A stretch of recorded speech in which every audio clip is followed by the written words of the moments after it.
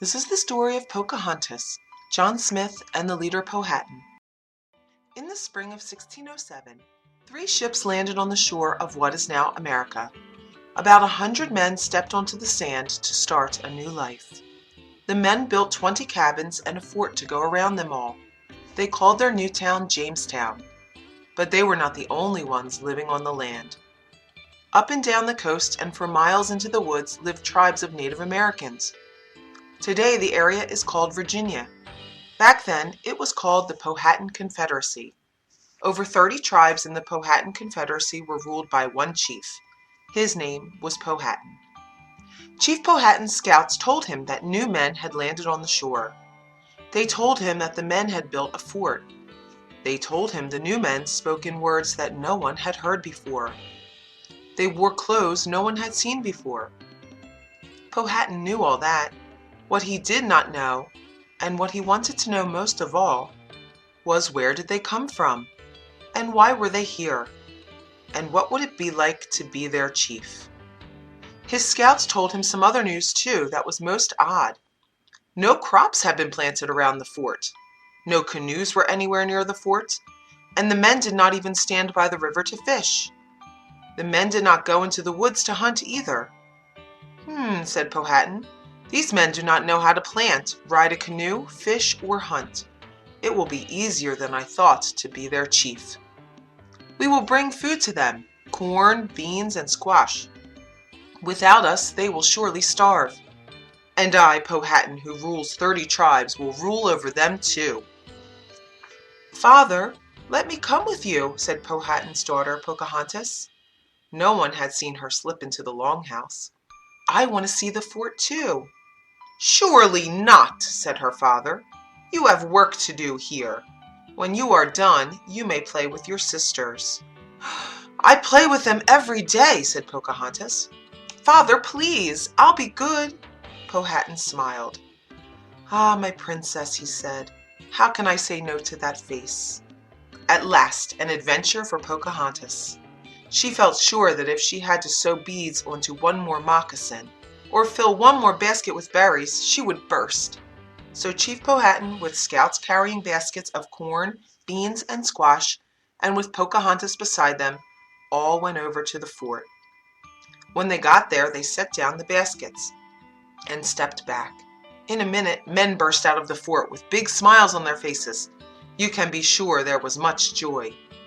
Pocahontas saw something else that made her smile too.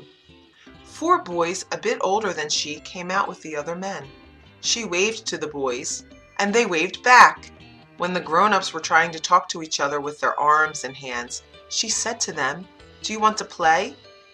Of course, they did not understand her words, but soon they were showing her how to play tag and stickball, and she was showing them how to do cartwheels.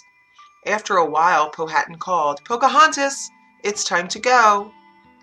Every 4 or 5 days after that, Pocahontas came back with the others to the fort.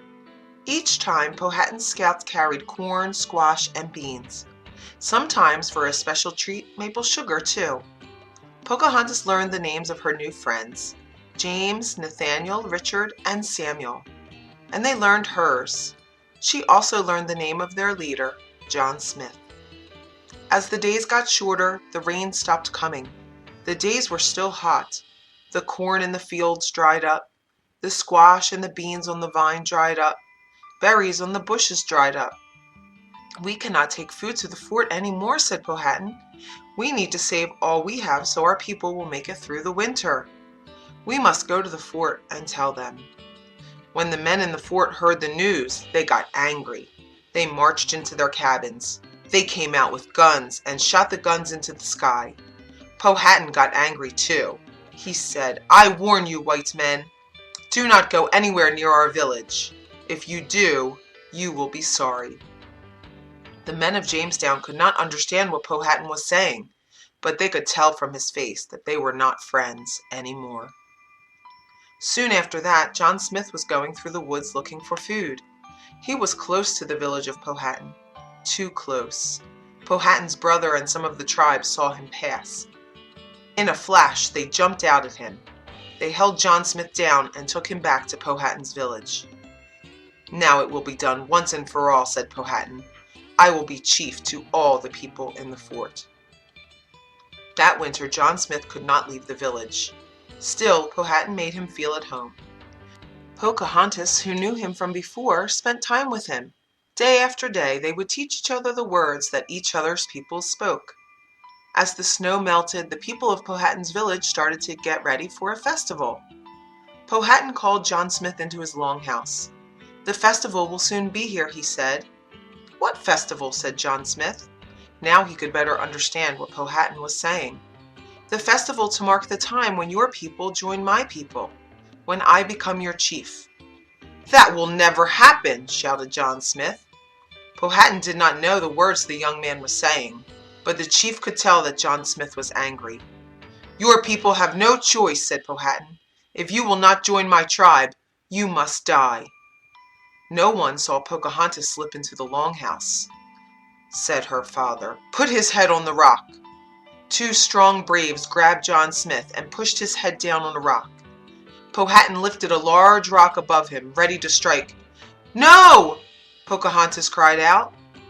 All of a sudden, Pocahontas rushed up and bent over John Smith, placing her head over his own. Powhatan held the rock high in the air. "Pocahontas!" he cried out. "Move away!" "I will not move," she said, turning her head to the side. "Let him be! Let all of them be!" Powhatan held up the rock, and then he lowered his arms. "My daughter," he said in a soft voice, "you are right. No good can come from hurting these people." After that, Powhatan set John Smith free. Powhatan's tribes brought food again to the men in the fort, this time smoked meat and fish. In return, the men in the fort gave them glass beads and copper. They traded what they could, and each was the better for it. The end.